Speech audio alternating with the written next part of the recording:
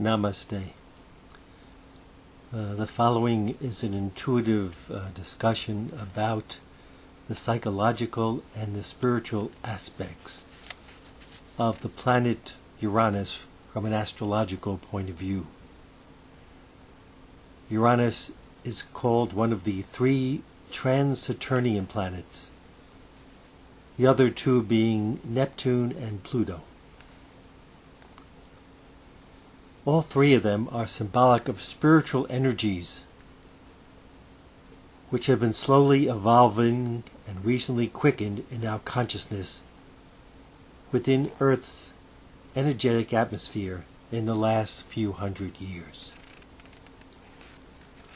All three of these planets deal with different types of spiritual forces and ideas associated with them. To get a full picture of their manifestations, one must examine their energies on a continuum. One end of the scale being more spiritual evolved use of the energy, and the other end in a more negative aspect manifestations. How do these vast forces work on the context of the society we live in? And how do they manifest if they are highlighted with our own individuality and our own psyches? Saturn is symbolic of the neat, the orderly status quo. It represents the more conservative and structured rules of order and the past.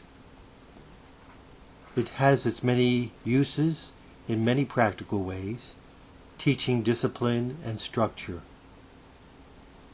But it can over time become rigid and lacking a free-flowing openness. Uranus is the energy of change.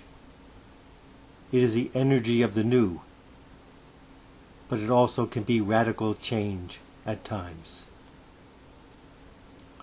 Both Saturn and Uranus, if left unchecked, can become a burden in the world and also within our own psyches. The two archetypes, the two energies, need to learn to work together. Uranus is said to be a higher octave of the planet Mercury. Both Mercury and Uranus deal with aspects of the mind. Mercury being symbolic of the more rational, analytic lower mind, while Uranus, in its positive aspect, is an instrument of the higher mind, or what is called soul consciousness. Uranus at its highest is being able to quiet the mind and attune to the here and now consciousness.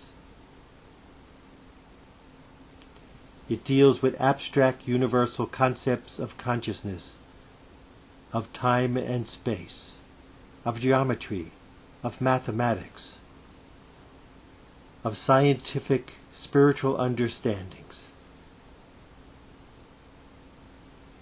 It is a true awakening moment of understanding, infused with wisdom and true intuition. The higher aspects of the sign of Aquarius is attuned to these universal principles. If anybody knows tarot symbolism, Uranus is a symbol of the lightning-struck tower. Lightning, a symbol used for Uranus, comes in as a lightning bolt and can destroy the old structures of our ego, our reality structures, and attachments, in order to make way for something new and needed that wants to come in, that wants to be manifested.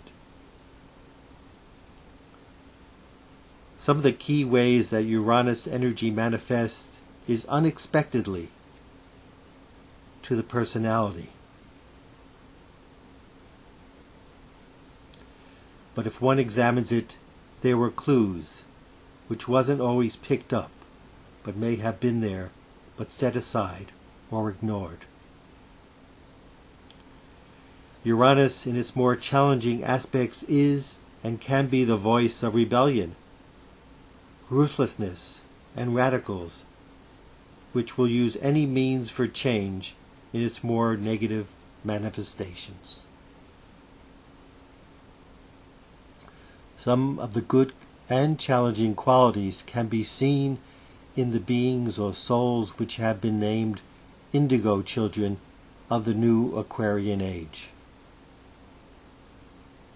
The planet Uranus is said to be the ruler of Aquarius, and both the positive and negative aspects of revolutionaries can be seen sometimes in these children.